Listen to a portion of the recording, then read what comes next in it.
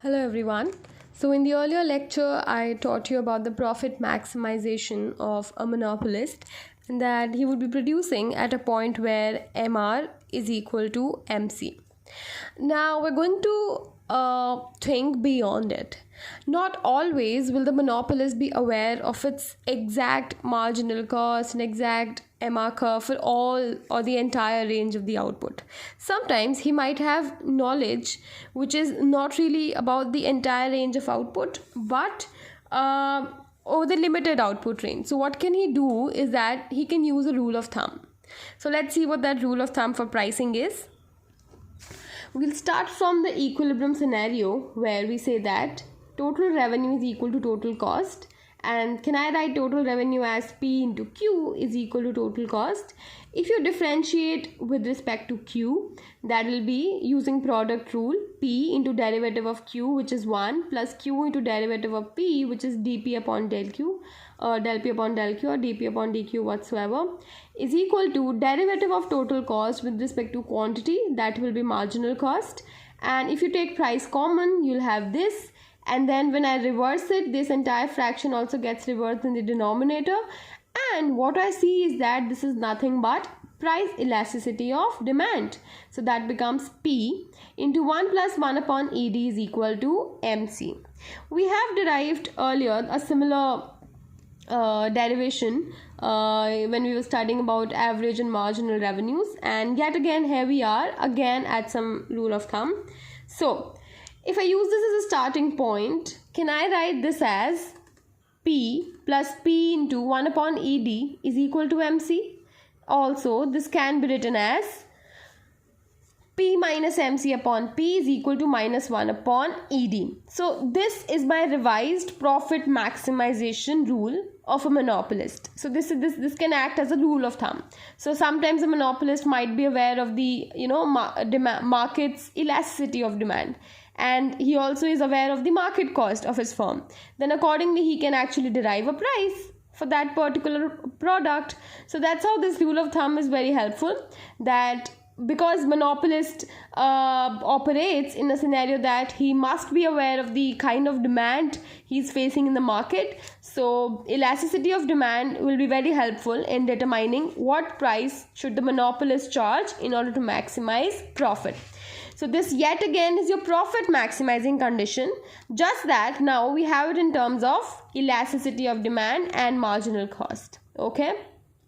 And since elasticity of demand is negative because you have a downward sloping demand curve, this particular fraction is always going to be positive. If this is going to be positive, that means this side is also positive. That means price shall always be greater than marginal cost. And that is nothing but markup. Price minus marginal cost is nothing but the markup which the monopolist enjoys by selling a product for a price that is greater than the marginal cost of producing that product. And what we see is that this markup is nothing but equal to minus 1 upon inverse of the elasticity. So this is written over here. The relationship says that markup should equal minus the inverse of elasticity of demand. So P minus MC upon P is the markup, and this is nothing but minus 1 upon elasticity of demand. Okay, and then this can be further modified in this fashion. Have a look. 1 minus MC upon P is equal to minus 1 upon ED. Can I take over here 1 upon ED? 1 plus 1 upon ED is equal to MC upon P. And that will become P is equal to MC upon 1 plus 1 upon ED. So this is another rule. So basically I have derived this from this equation only. So both ways we'll see how both of them are going to be helpful. Sometimes in cases where your marginal cost is 0, you're going to look at this particular rule. So if marginal cost is 0, what will be the pricing rule for the monopolist? Substitute marginal cost for 0 over here and you will have P upon P is equal to 1. Therefore, it requires that your ED should be minus 1. So, the profit maximization condition is at the point where the elasticity of demand is minus 1. Okay. Likewise, this rule says that price is equal to MC upon 1 plus 1 upon ED. This will allow us explore how we can actually look at the prices from the point of view of elasticity becoming too large or too small. I'll teach you in the next part. So, considering if elasticity of demand is -4 and marginal cost is 9, as I just told you, that a monopolist will always be aware of his firm's marginal cost, and then when he tries to understand the market he is operating in, he'll try to look at the elasticity of demand, and let's say that comes out to be -4. Now the monopolist has to decide what price should I charge the consumers, and this particular rule is going to help him do that. So if you substitute marginal cost for 9 and elasticity of demand for -4, price works out to be 12.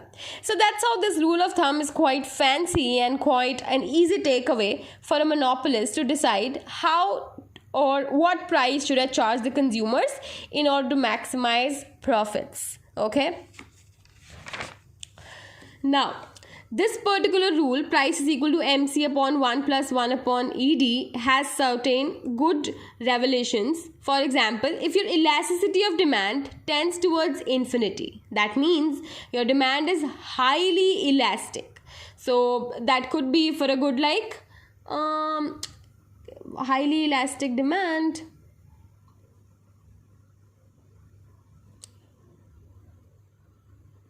Okay, so if the demand is highly elastic, then what happens? Monopolist charges a price which is almost equal to MC, because 1 upon ED will become 0 and price will be almost equal to marginal cost. And then consider when elasticity of demand is near 0. That means it's a type of good where the demand is quite inelastic, and that can be perceived to be cigarettes again. So for cigarettes especially, because it's an addiction, so demand is inelastic, and therefore any value of ED which is very very close to 0 would reveal a price which is very very higher than marginal cost, and this means that the monopolist has a good chance to actually charge a very high price to that smoker and make good profits. So this rule has good conclusions and is actually good in determining the profit maximizing price decisions, keeping in mind the elasticity of demand in the market. Now there's one more element to it. It says that a monopolist will never produce a quantity of output that is on the inelastic portion of the demand curve, that is where the elasticity is less than 1 in absolute value. Okay, so what does that mean? That means if you rightly remember that in a demand curve, this is unit elastic. Okay, this point is unit elastic. Before this point you have less elasticity, so in absolute value it is less than 1. Oh, I'm so sorry, greater than 1. This is the elastic portion. I'll do it on a clearer page for you. See, basically this rule says that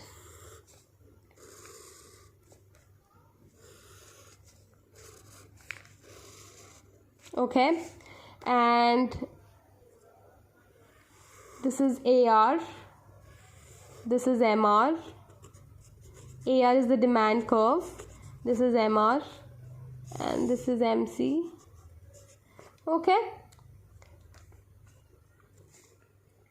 MR is equal to MC is the point at which monopolist decides to produce, and this will be the price charged by the monopolist. Now, please notice a very peculiar thing about this. The midpoint of your demand curve, which should be somewhere here, is the point at which ED in absolute value is equal to 1. That means your demand is unitary elastic. And below this curve, you have inelastic portion. And this portion is actually an elastic portion, and you can clearly see that the monopolist is charging a price at a point where the demand is elastic. So this particular point iterates that whenever the elasticity of demand is greater than 1 in absolute value or equal to 1, so basically this book doesn't really tell you this diagram, but there is another logic to it. This is your total revenue, and your total revenue is increasing whenever the demand is elastic, and total revenue is decreasing whenever the demand is inelastic. Okay, so and total revenue is a maximum at a point where the demand is unitary elastic. So obviously beyond this point where the demand gets inelastic, total revenue falls, and hence the profits of the monopolist are going to fall, and as a wise person he would not choose to produce. So this iterates the point which this book has put forth, that a monopolist shall never produce on the inelastic portion of demand curve, which is this, and rather produce on an elastic portion, because this allows him to charge a higher price, albeit a lower quantity, and make good profits. And this book then gives you an example that consider that elasticity is minus 0.5. Then using that rule of thumb or the simple elasticity formula, what will you have? Simple elasticity of formula will say that price should be increasing by 20% in order to drop the quantity demanded by 0.5%.